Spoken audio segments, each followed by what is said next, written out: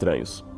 Dentro do túmulo, geralmente havia um ou mais compartimentos para o depósito de um corpo recém-falecido e vãos menores para a colocação dos ossuários de pedra. O processo de um funeral era algo bastante complexo naquela sociedade. Após todo o ritual de choros, lamentos e luto, o corpo era lavado, perfumado e colocado com bandagens dentro do túmulo para então ser lacrado. Algum tempo depois, que podia ser de 1 ano ou até mais, um parente responsável retirava o lacre da entrada e, com autorização oficial, removia os ossos para as caixas de pedra ou ossuários.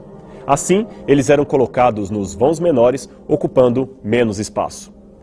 Um ossuário poderia conter ossadas de vários membros de uma mesma família que poderiam ou não ter seus nomes escritos na tampa ou na lateral da caixa. Foram caixões como este que Cameron apresentou aos jornalistas em Nova York. No dia em que os ossos eram depositados nos ossuários de pedra, cumpria-se literalmente a expressão que diz: "O morto finalmente encontrou seus mortos".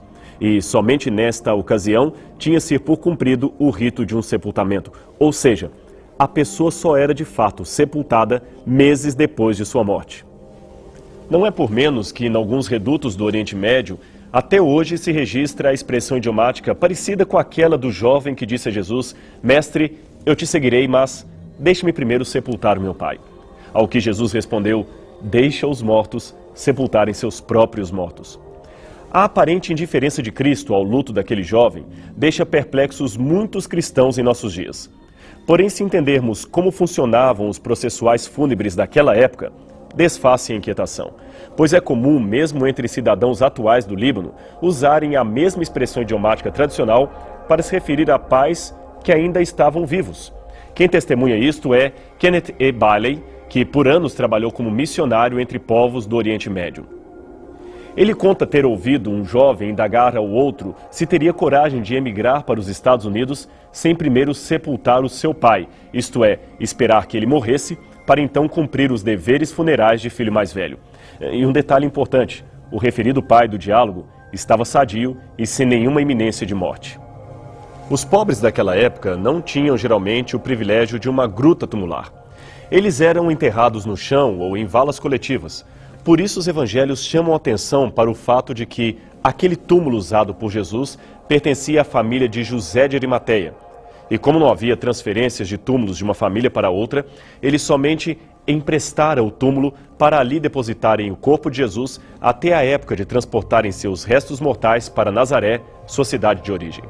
Portanto, segundo os costumes da época, caso Jesus não houvesse ressuscitado, eles teriam sido posteriormente colocados num ossuário e removidos para lá, onde estariam sepultados os demais membros de sua família. Eles não ficariam de modo nenhum em Jerusalém. Aliás, foi exatamente assim que ocorreu no caso de José, que teve os seus ossos levados para fora do Egito assim que os hebreus saíram da terra de Faraó. Portanto, ainda que se negue a ressurreição, ficaria sem sentido a presença dos ossos de Jesus em Jerusalém. Mas também não podemos ignorar que havia algumas exceções, ou seja, pessoas que não eram de Jerusalém, mas tinham seus corpos sepultados ali, talvez devido à santidade atribuída àquele lugar. Nesses casos, porém, o costume era escrever no ossuário o local de origem do morto e não a sua filiação. Logo, caso fosse realmente o corpo de Jesus Cristo que estivesse naquela tumba, a inscrição deveria trazer Jesus de Nazaré, e não Jesus, filho de José.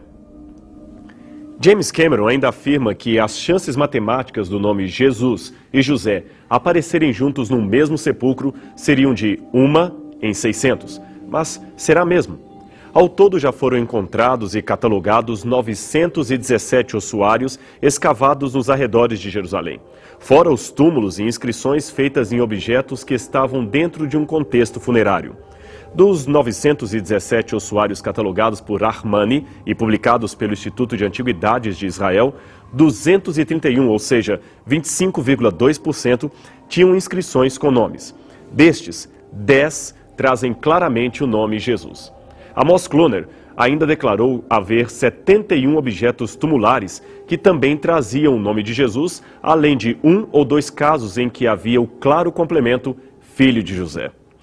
Portanto, não seria uma coincidência tão improvável encontrar aqui os homônimos de Jesus e José. E o que poderíamos dizer das inscrições encontradas nas urnas? Bem, vamos analisar duas delas em especial.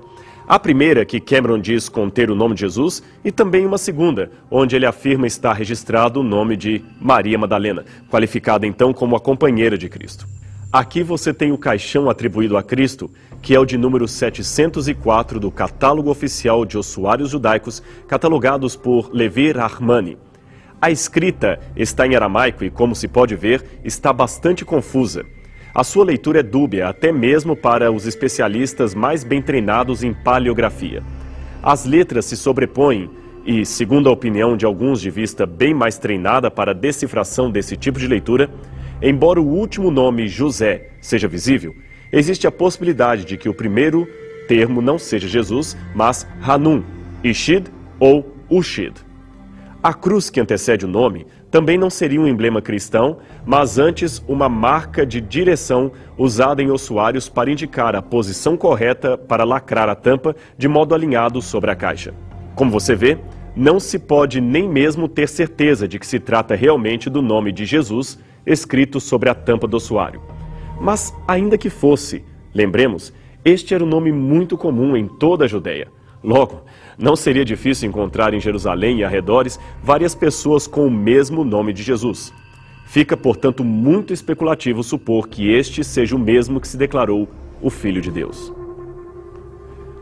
Observações semelhantes podem ser feitas em relação ao outro ossuário atribuído a Maria Madalena. Dessa vez a escrita está em grego, e neste caso, as chances de identificação entre os ossos ali encontrados e a figura de Maria Madalena descrita nos evangelhos é ainda mais remota. Embora a escrita esteja em melhores condições que a anterior, vê-se novamente a possibilidade de várias interpretações e leituras para o texto. Segundo a interpretação de Rahmani, Pham e outros especialistas, aqui estaria escrito Mariamenu Re Mará, ou Mariame Kai Mara, cujas traduções poderiam ser de Mariane, conhecida como Mara, ou Mara, serva de Mariane.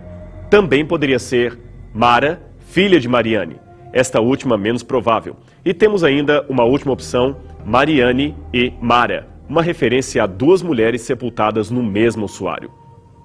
Mara aqui seria a abreviatura do nome Marta em aramaico, que quer dizer senhora, mestra. Mas, entendendo o nome Mara como uma alusão masculina ao senhorio de Cristo, Cameron sugere que a tradução correta deveria ser Mariane de Mara, ou Mariane do Mestre, indicando assim que se trataria de Maria Madalena, esposa do Senhor. O problema, porém, é que somente a primeira palavra está no genitivo, isto é, no típico caso de posse. A segunda não. Portanto, segundo o consenso de todos os gramáticos, a leitura jamais poderia ser Mariane de Mara ou pertencente a Mara, como supõe o documentário. Isto seria um grave erro gramatical da língua grega. Seja como for, mesmo para os que ainda não dominam a língua grega, fica claro que não há ali nada que indique ser aquela Mariane ou Mariamene a Maria Madalena mencionada nos evangelhos. Cameron até tenta argumentar, com base num texto tardio atribuído a Filipe, que este seria o verdadeiro nome de Maria. Mas, como se não bastasse tratar de um documento falso, escrito centenas de anos após a morte de Cristo, nem os Atos de Filipe, nem mesmo o pseudo-evangelho que leva o seu nome, afirmam que Mariamene, então apresentada como irmã de Filipe, e Maria Madalena seriam de fato a mesma pessoa. Não há nenhum elemento ali que indique isto. Mas, ainda que o documentário de Cameron esteja repleto de erros históricos e conceituais, resta-nos uma indagação. Teria Cristo realmente ressuscitado dentre os mortos? Temos razões para crer na história do túmulo vazio? Bem, Jesus, respondendo ao incrédulo Tomé, disse que felizes eram os que não viram e creram. Mas isto não significa ter deixado Tomé e os demais não espectadores como pessoas que viveriam sem qualquer evidência desse grandioso efeito. Escrevendo em cerca do ano 56 de nossa era, o apóstolo Paulo menciona que mais de 500 pessoas testemunharam a ressurreição de Cristo. E muitas delas ainda estavam vivas quando ele escreveu estas palavras. Sua declaração está em 1 Coríntios, capítulo 15, verso 6, e significava um desafio aos que ainda duvidavam, pois poderiam consultar pessoalmente aqueles que viram e conversaram com o Senhor ressurreto.